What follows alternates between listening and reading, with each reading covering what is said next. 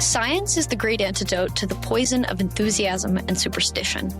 Hi, I'm Juliette Selgren, and this is my podcast, The Great Antidote. Named for Adam Smith, brought to you by Liberty Fund. To learn more, visit www.adamsmithworks.org. Welcome back. Today, on December 23rd, 2024, I'm excited to continue on a conversation that we've been having recently about families and the importance of families and social relationships, kind of the more civil society aspect of the classical liberalism stuff that we're always talking about on here. So today we're going to be talking specifically about this thing called the mesocosmos. You might think that sounds creepy or kind of like astrology-esque if you've never heard of it, but it's a sound concept, and it's something that is actually from Hayek, related to the way that he talks about substructures in society and social relationships. So today we're going to be talking about that, specifically about the family, among other types of relationships, with Anna Claire Flowers, who I'm so excited to welcome to the podcast. She is pursuing a PhD in economics from GMU. She's a PhD fellow with the Mercatus Center, and she's a graduate fellow with the F.A. Hayek program for advanced study in philosophy, politics, and economics for, I guess, 2024 to 2025. So that you still have half a year, which is exciting. Oh yeah, it's still going. Awesome. A couple more years. I just saw the dates and I was like, when are we? I feel like we're in this weird period because it's not New Year's, but it's also not really not. It's kind of the year has ended because the semester's ended. Who knows? Right. Anyways, I'm in a weird space because I'm not on a timeline. I don't even know what date it is, except it's the 23rd. So welcome to the podcast. Thank you so much, Juliette. I'm super excited. So, starting off with the first question, what is the most important thing that people my age or in my generation should know that we don't? Well, I'm a proud member of your generation and we're peers. So I've been thinking about this, and the best thing I can come up with from at least this point of view within our said generation is my husband and I have this tradition that is a couple of years old now where we watch Little Women around Christmas time. So I introduced him to the movie, one of my favorite movies and books of all time. And I was thinking about your question, what is something that we don't know that we should? And it's more of kind of a capacity, or maybe a capacity or a function that we don't quite have, that I saw in Jo whenever she was writing her manuscript of Little Women. And really when she was writing anything, but especially kind of her, what would become this book, this novel about her life that was so much more personal than anything else she had written. And the girl did not sleep. She forgot to eat. She was so focused. And I think my answer is just that we don't really know how to focus.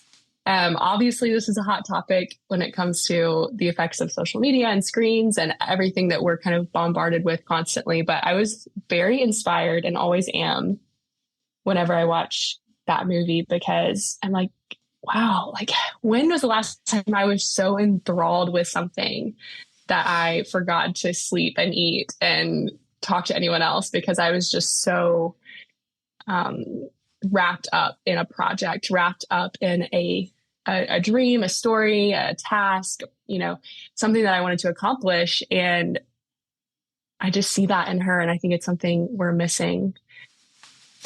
That's a great response. I've been thinking about that so much recently because finals, also a final year of college. And there's something about, obviously, like procrastination station all the time.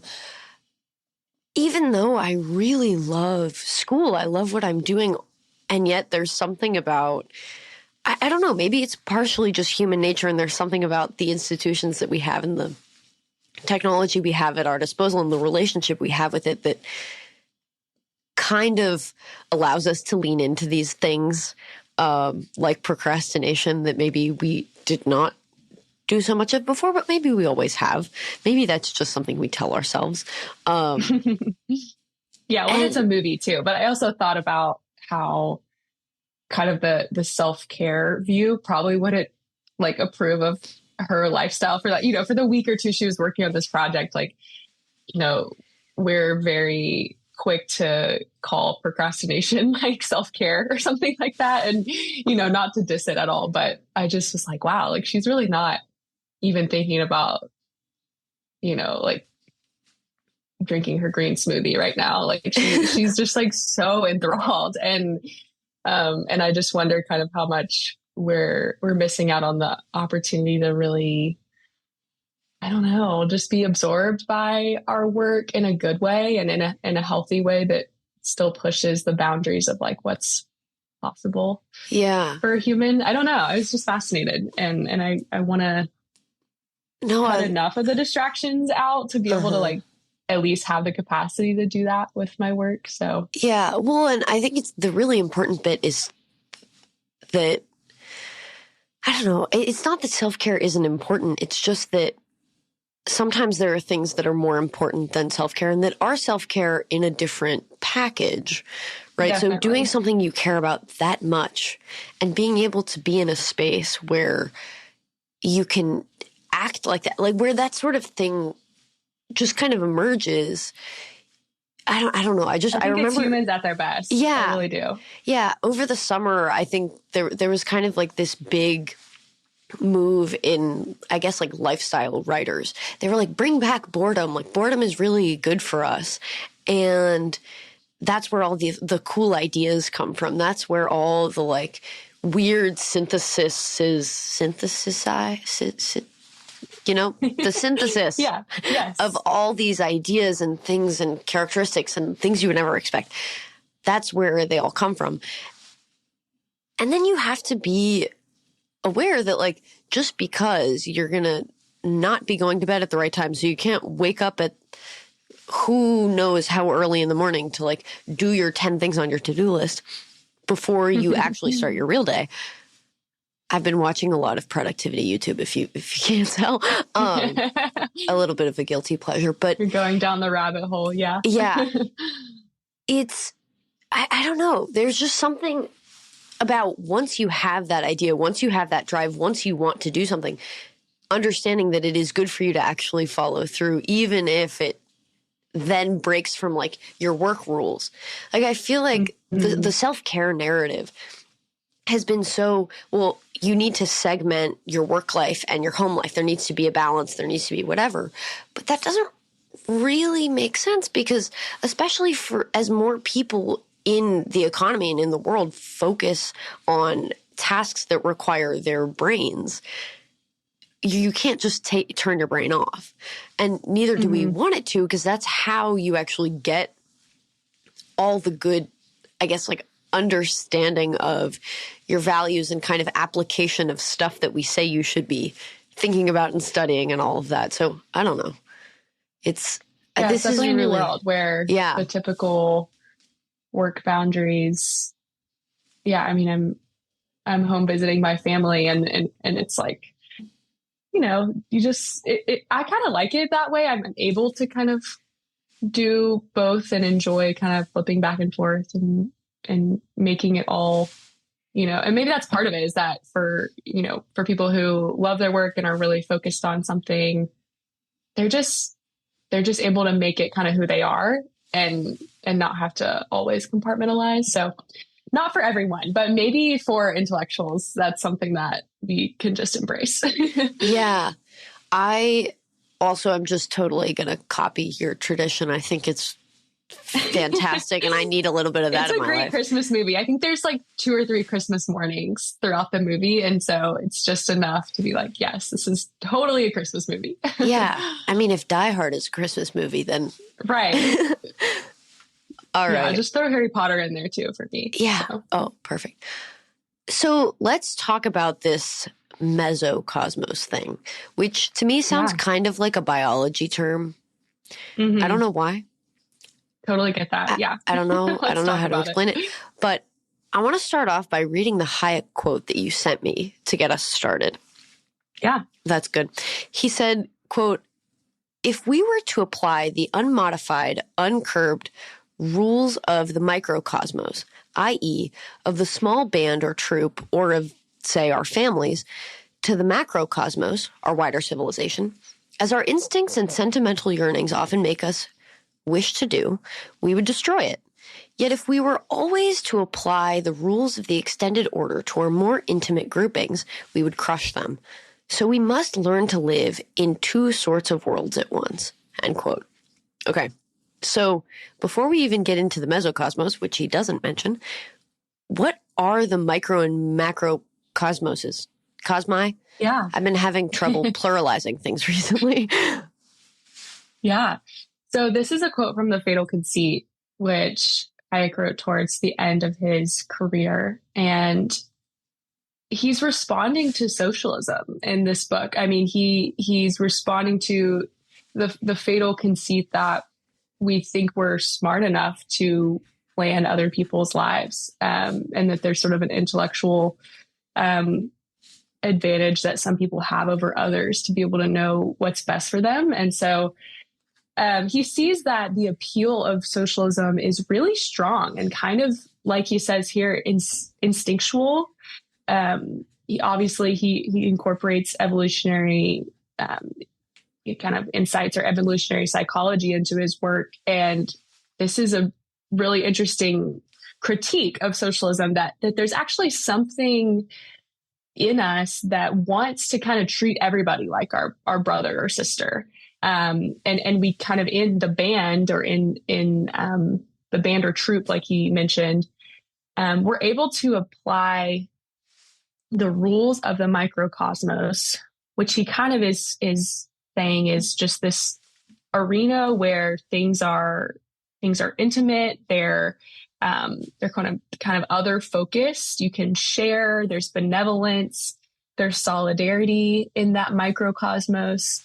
And you sort of know, you know these people, and you're able to, it's like Adam Smith when he kind of has these fears of who you're able to kind of care for and show benevolence toward. And he certainly starts with family and kind of this band or troop kind of idea.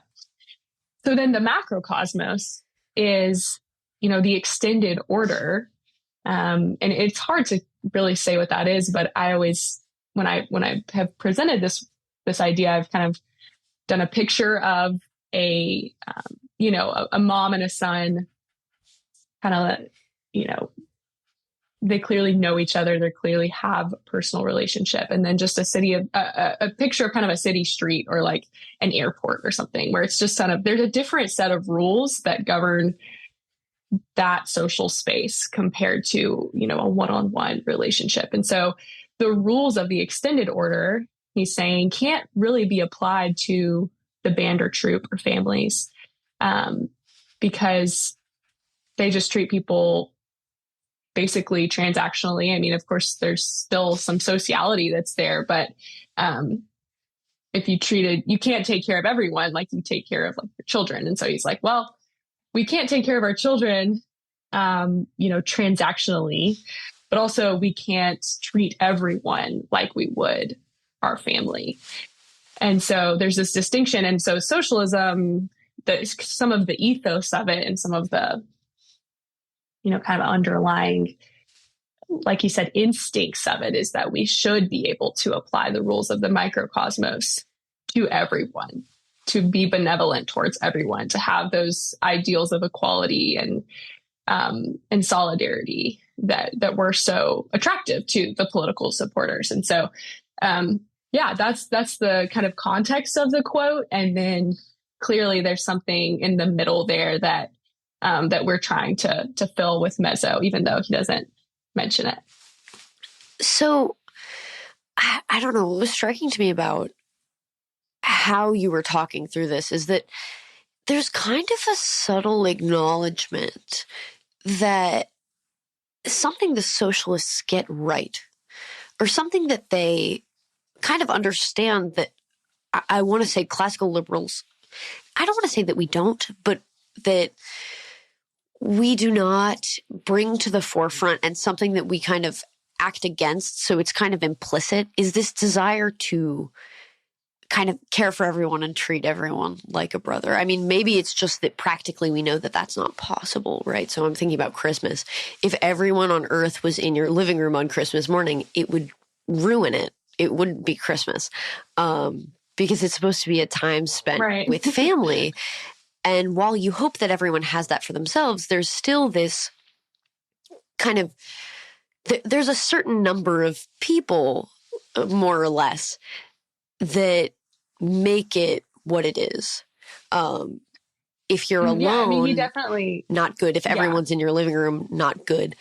And I feel like we've almost been, I don't know. I guess we're about to talk about it, so we'll see. I think it's important that we make explicit the importance of that impulse, because I do think that it is kind of for survival, just like on the evolutionary side of things, but also we're pretty empathetic beings. I mean, like Smith and Hayek seem to understand that. And so I don't know. I feel like it's almost easy to be like, oh, socialists, like silly. But there's something about the fact that you want to care about people, even people you don't know or will never see in your life, that at least I have been not great at acknowledging, because it's so much easier to just sweep it under the rug, right?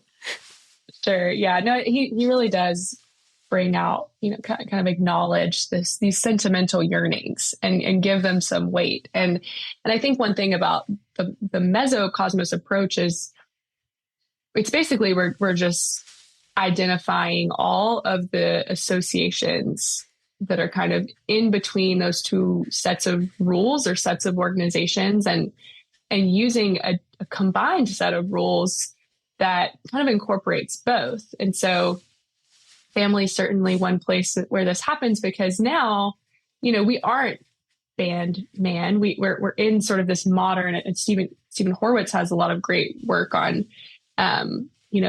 he calls his book Hayek's Modern Family, because it's something totally different than it ever has been before.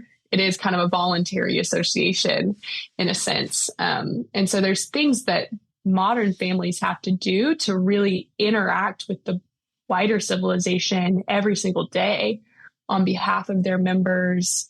And so that's why we've kind of moved the family theoretically kind of into this middle space, is because it's something that mediates between the individual and the extended. Anyway, the other point I wanted to make on that is that there's kind of a way to fulfill those sentimental yearnings through associations. So family, church, nonprofits, all kinds of, voluntary aid associations and things like this. And altruism is certainly something you can engage in. But what socialism and even more left political movements still try to do is kind of play on those sentimental yearnings and say, okay, we can outsource that to government. And, you can fulfill those sentimental yearnings and those instincts through basically your tax dollars, or basically like surrendering all of your private property and letting us handle that. And that's been something I've been seeing more lately, as kind of, I see people trying to kind of fulfill those yearnings or those moral obligations, honestly, through either kind of like a government pathway or a political pathway, or more in their private lives where they have a little bit more involvement in fulfilling those obligations and instincts. That's a really interesting contrast that he sees here. So I guess let me know if this kind of comparison is right. And this is going to be maybe a little too involved with pure principles of economics to maybe make any sense. But this is how I'm thinking about it, because this is the most recent, I guess, thing I've been thinking about that connects. When we initially teach about market structures, you kind of start with this very basic concept of, okay, there's perfect competition. And then there's monopoly. And then there's this thing that we call monopolistic competition, which basically is just like a giant bucket that means everything in between, even though a perfectly competitive market with one fewer firm is not really anything like an oligopolistic market or like a duopoly or something.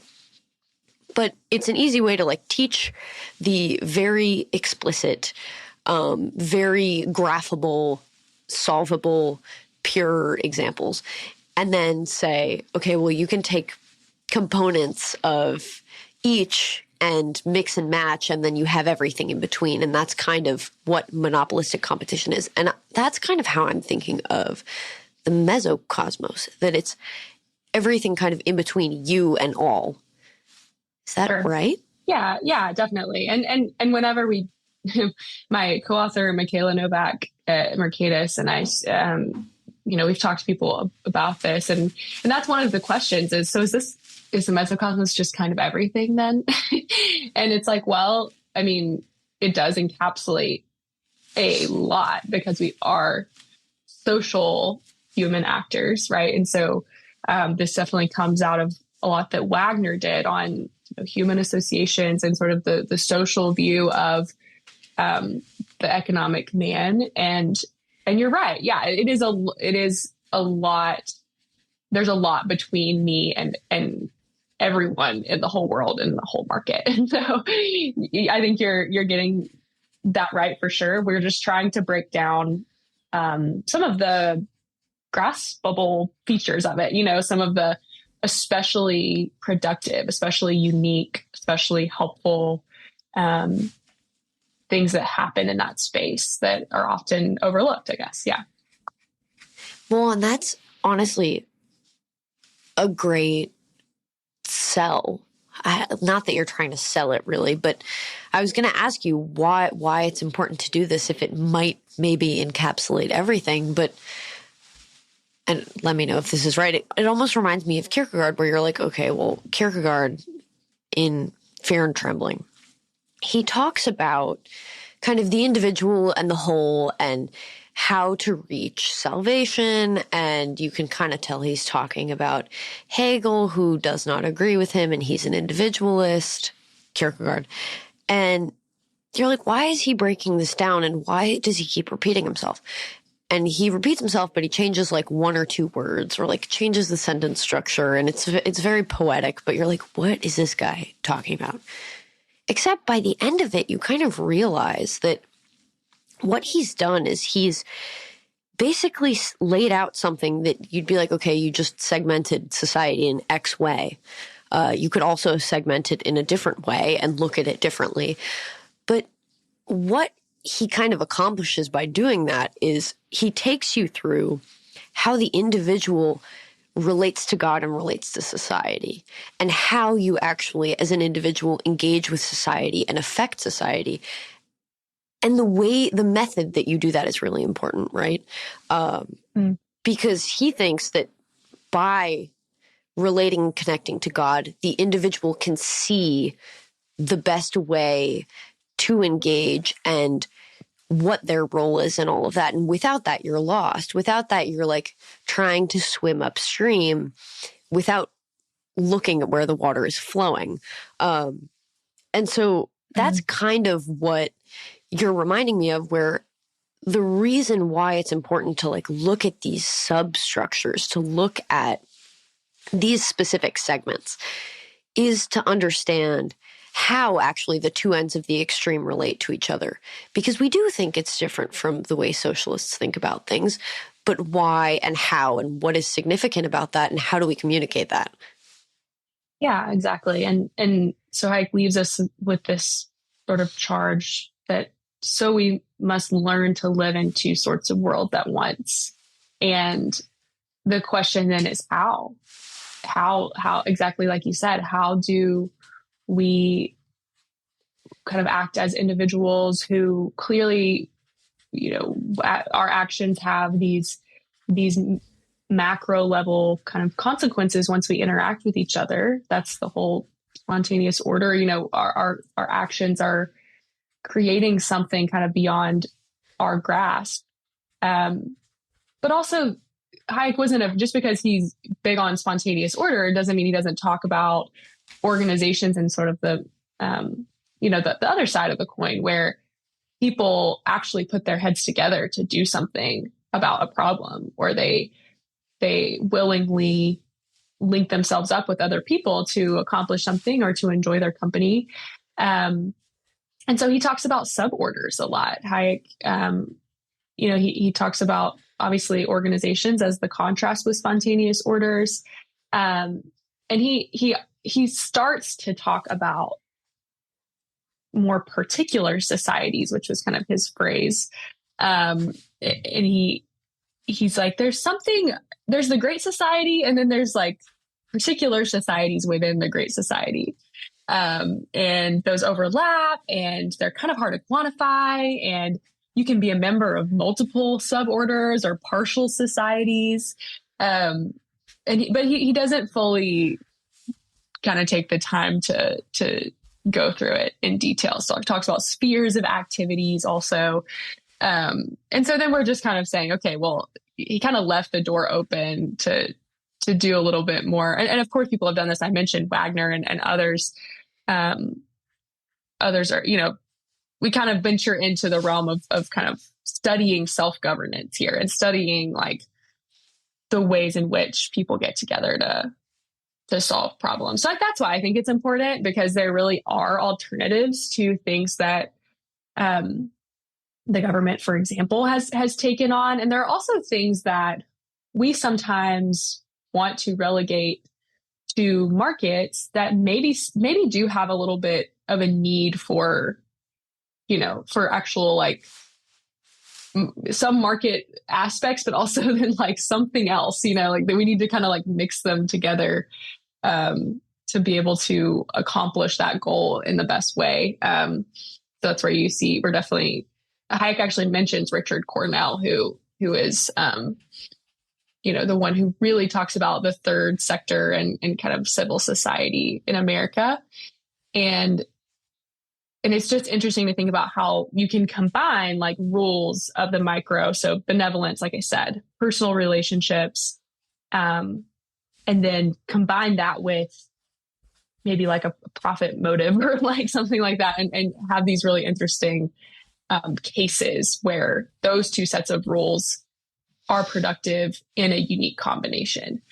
So there's several examples we could talk about how families do that, of how different organizations do that, but bringing attention to what's happening in the middle can really, I think, just give us hope. I think it can also help to fight for some of those spaces that might be being infringed upon. This is the missing middle. I know that's not the right context, but yes. It is. No, it is the missing middle. Exactly. And not to say that no one else has tried to bring attention to it, but I think it's so much of our lives and so much of the productive and life-giving, aspects of life that our macro could not subsist without. It's funny because it's almost like I think we rely on the gray area a lot, like the ambiguous in between, but honestly, characterizing it, I think, is going to do us as a society a lot of good, right? So the focus on like third spaces is maybe an example, even though I think it's a little silly, but also I see it. It's a real thing. I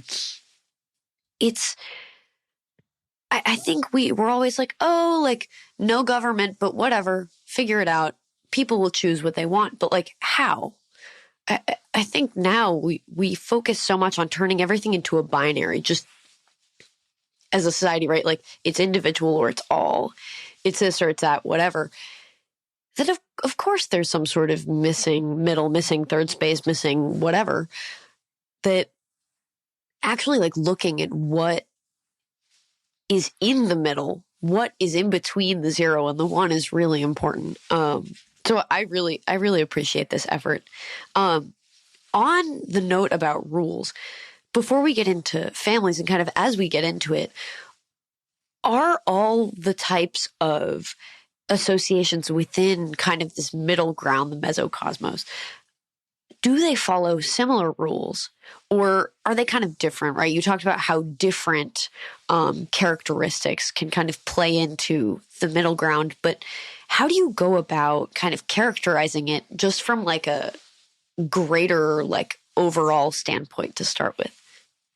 Yeah, no, that's a great question. So there are some themes I think that can really summarize what these middle institutions are doing. And so I don't know if you can call them rules, but combining the intimate and extended, or the micro and the macro, you end up, so let's just think about the family. I'll just go ahead and jump into that, because I don't have kids yet, but I can imagine that there would be things that I would want to protect my kids from, like in the marketplace, right? So we want people to be able to do what they want, in the market or in the extended order, generally as classical liberals. But that doesn't mean that we want all of that stuff coming into our own houses or homes and therefore our minds and sort of our own little societies. And so one thing that these middle institutions can do is kind of mediate or protect.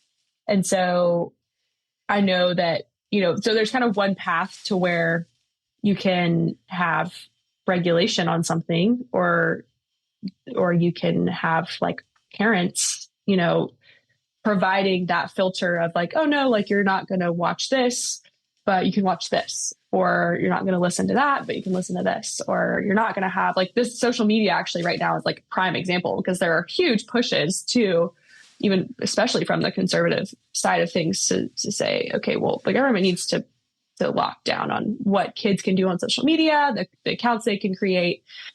And that's clearly like something that parents have the power to do, but kind of don't, which is interesting. And so then they're like, well, yeah, someone should do something about this.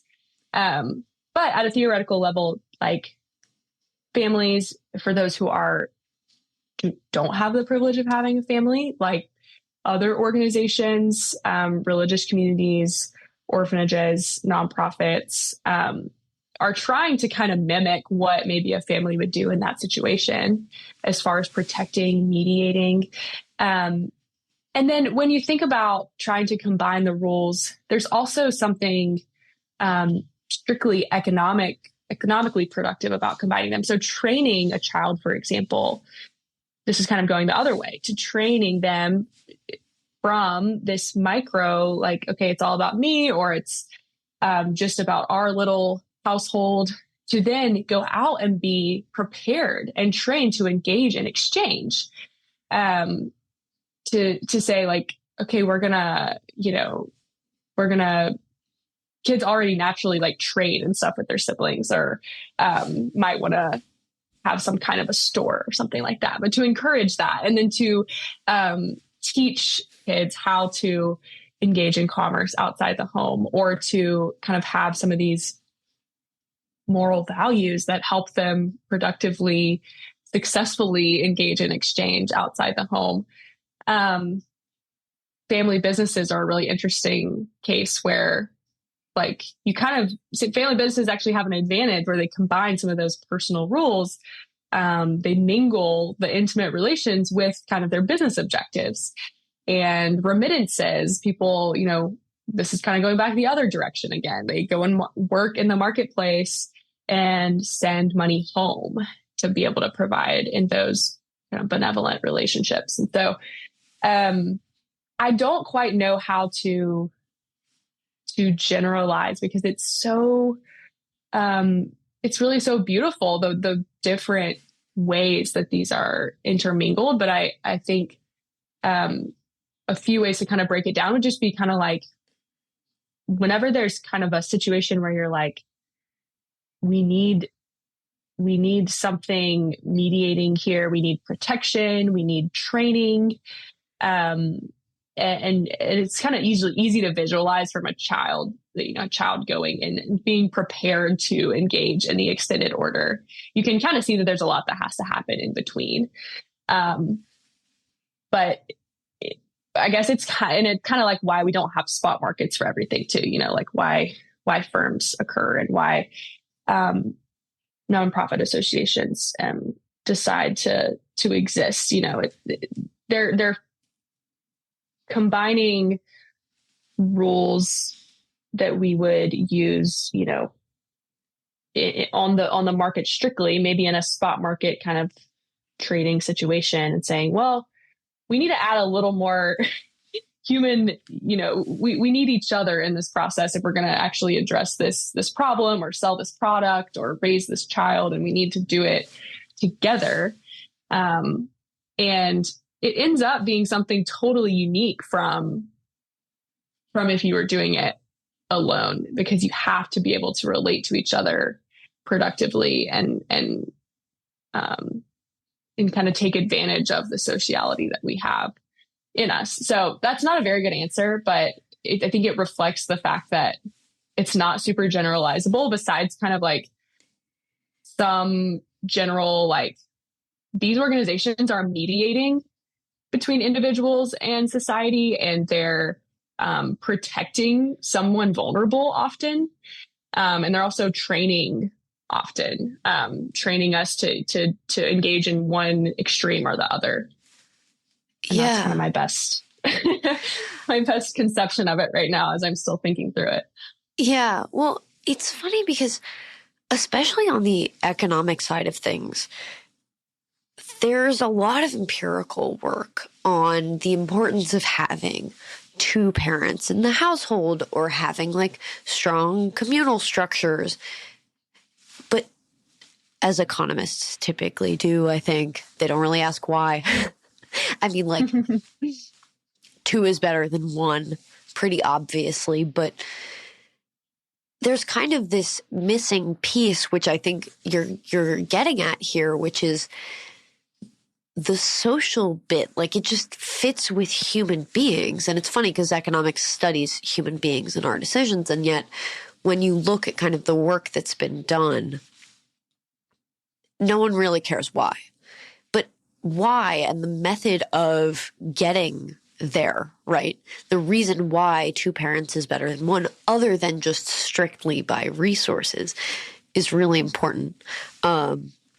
And we're trying to understand what institutional setups help promote cooperation broadly. So yeah, we're studying human action, and we're studying like the ways in which they organize themselves, to best cooperate and to lead to flourishing and and so I totally agree with kind of the observation that we're getting a lot better at kind of putting our foot down on what are some of those best institutional arrangements for kind of society's flourishing. I mean, obviously property rights and like you said, two parents, two married parents, that's something that is kind of an empirical fact now. But to go back, I mean, we do have to kind of have a motivating why. And it is because you can't just throw individual, like we aren't. Wagner talks about how, we have to recognize that we are not fond of living in isolation. Like we want to live with other people. And so we're trying to figure out how to best do that. While, like Hayek says, not kind of overdoing it and not allowing there to be progress. Yeah. I mean, it's like no man is an island, but no man is an island populated by 8 billion people at the same time. If that makes any sense. So, okay. I think something that's been interesting to me is that it's hard to characterize because it seems that it's a super dynamic thing where there are a lot of variables in not only any given association, right? So the family or a firm or whatever, the way that each individual one of those units operates is very specific to the conditions that they are in. And then they're all different from each other. So how do you go about studying such a thing and learning about what's important when obviously, like, we can look at greater trends and like cluster and group and whatever. But how do you figure out what the important characteristics are and the mechanisms if we're working with such diverse associations, even within like the family or something like that? Yeah, definitely. I love to use case studies. I love to kind of think of economics as ethnography of incorporating mixed methods to really hear from people and hear how they have best, learned to associate productively and cooperate. So far, I mean, this is likely going to be a short book or monograph, but really just diving into cases of how this works. I mean, I mentioned remittances, but there are like $639 trillion that have circulated the world in remittances. And that was as of a couple years ago. And, Viviana Zelizer has really interesting work that she's done, on economic circuits where it's like, yeah, this is economic activity for sure. But it's very social. It's very like people have come up with these rules to be able to include and exclude people from their economic circuit or their kind of little economy that they've come up with. And it's fascinating because, like you said, it's multifaceted, but I think collecting some of the most compelling cases where we can see like this one, I mean, remittances have really represented like international aid. So clearly it's a macro variable that is really significant, but the channels through which it's occurring are relational. Family businesses I mentioned. And then, when it comes to, Richard Cornell and civil society, like he really did just tell stories. And he brought cases. I don't remember which of his books it's in, but it is a story of, a man who met prisoners who'd been released, and are coming back in, transitioning back into society. And he would meet them at the gates with money for a bus fare and a meal and, kind of whatever else they needed to get home and to get somewhere, because a lot of times they would just be released with nowhere to go. And there's just these, like, you sometimes just have to tell the stories, I think, of people who are solving society's problems, problems that we think are impossible to address. I know in the North Carolina hurricanes this past fall, I was reading just like a tweet thread on how the churches in that area are actually like kind of they're really putting their money where their mouth is as far as helping the rebuilding efforts. And this happened in New Orleans too. So I do think it's one of those questions where you have to rely on qualitative methods. And of course, like something like the 639 trillion remittances is a quantitative fact. So I'm kind of pulling those and just trying to listen to as people and notice the ways that people associate to solve problems. And yeah, it's just going to be a kind of a long-term collection of those stories. And some people aren't going to be satisfied with that, and that's okay. But I think it's a worthwhile. We think, Michaela and I, think it's worthwhile to just kind of say, all right, we're never going to be able to cover like everything that's happening in this missing middle. But to use, to say that as Wagner and Hayek and others have said, that people are bringing their economizing action to their social relationships. And just observe that and just kind of tell those stories is something that, we need more of. So I hope to continue just being able to kind of observe and collect data in a mixed methods kind of way.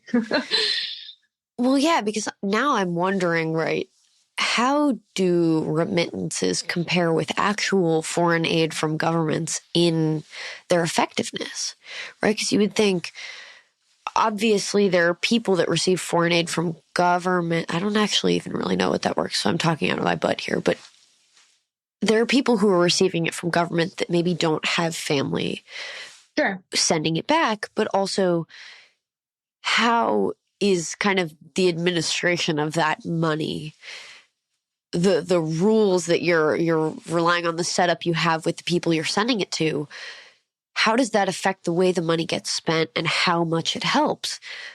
That's a really important question to answer. And you have to know the method. You have to know the channel in order to be able to that wasn't English, to be able to even study it. So that's super fascinating.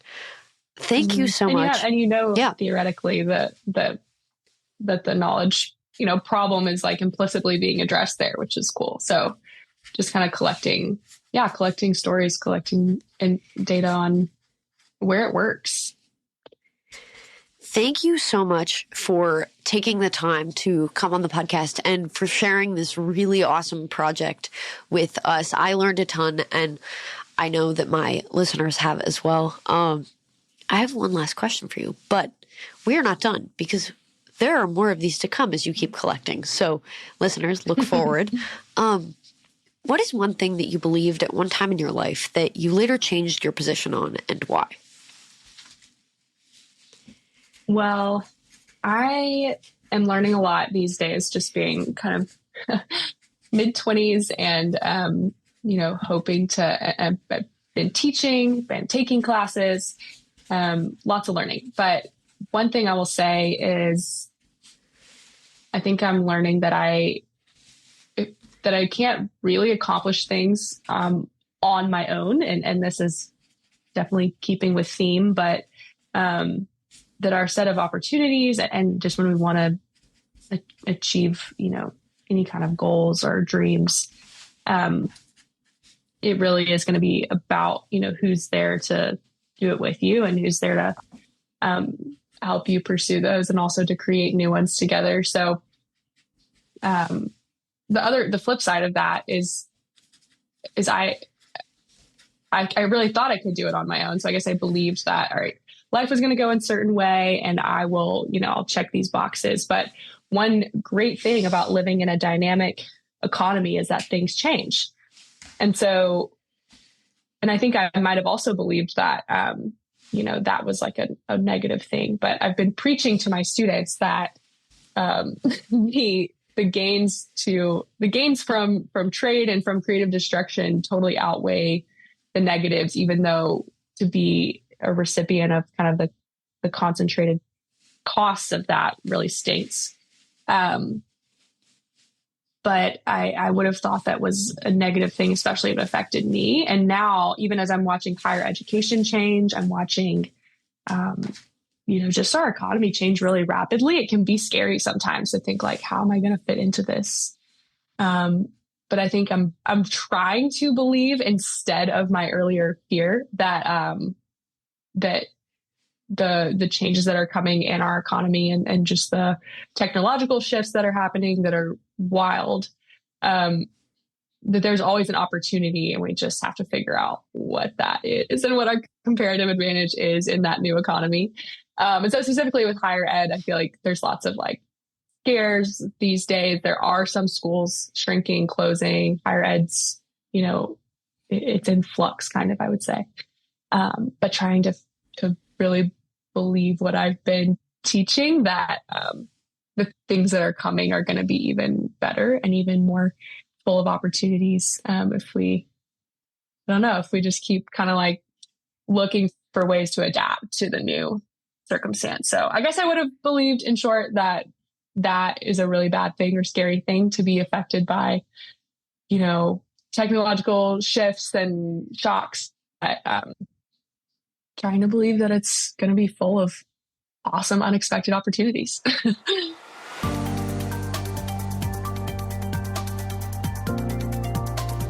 Once again, I'd like to thank my guests for their time and insight.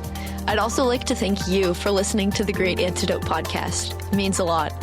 The Great Antidote is sound engineered by Rich Goyette. If you have any questions, any guests, or topic recommendations, please feel free to reach out to me at greatantidote@libertyfund.org. Thank you.